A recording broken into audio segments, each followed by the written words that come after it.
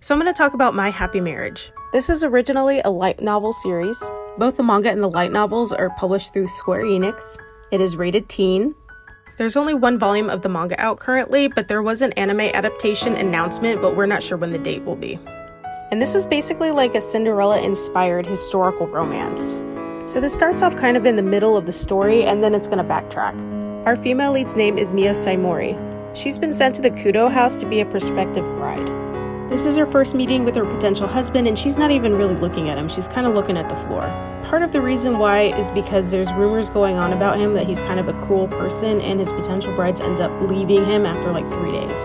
Now we get into Mio's backstory. So Mio's dad basically had a girlfriend before he got forced to marry Mio's mom. Mio's mom ends up passing away, and her dad eventually marries like the side chick. They also have a daughter together. Now this guy is her childhood friend, Koji. Now Koji has always been so nice to Mio, as opposed to her family who treats her like absolute garbage. Koji was sent over to the Saimori house because there was going to be a plan of marriage between the two houses. Now Mio thought that Koji was eventually going to come and ask for her hand in marriage and take her away so that she can live her life in peace, basically. But alas, it is not her hand that he will be marrying, it is her sister's. Her sister is gorgeous and has supernatural powers. Just a heads up, these supernatural powers are what is very important in all of these bloodlines and all of these intermarriages and things like that. Mio was not born with one, unfortunately she has no powers.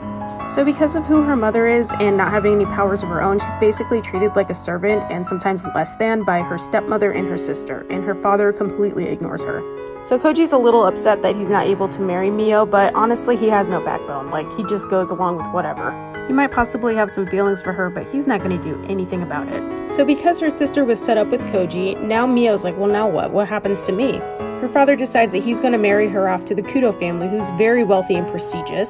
But everybody knows that the heir to the Kudo clan is extremely cruel, and he will send her packing. So Mio knows when she goes to the Kudo clan, if he kicks her out, she has nowhere to go.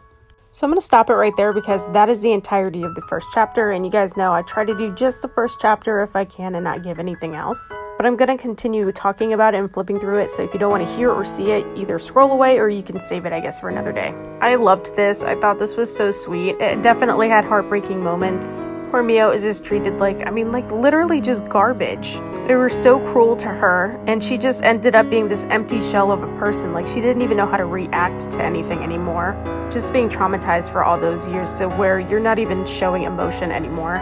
She doesn't even really have that many possessions of her own. All of her mother's heirlooms were all taken away from her. But she doesn't want to be a burden and ask for anything. She really just wants to keep her head down and just exist there as peacefully as she can. What I love also is the older servant Yuri is just so sweet to her. She can tell something is up with Mio, like she definitely was not raised as a normal, I guess, heir of an important household would be. And while her first couple of meetings with her potential husband were rocky to say the least, he can also tell that Mio is special and different from all of the other prospective brides he had. She's not after his money and power. And he also made assumptions about her character before he even met her. And while they spend more time together, he recognizes that he probably should treat her a little bit more gently because of the way that she was treated in the past. Absolutely loved this, highly recommend it. It's kind of a slow burn, but I think it's a good pacing, honestly. This is obviously very popular with the light novels and the anime adaptation that was announced. So I'm looking forward to continuing the manga series. I'm probably going to look into buying the light novels as well because I'm really interested in what those are about. So I loved it. I really cannot wait to read more of it. It's so freaking cute.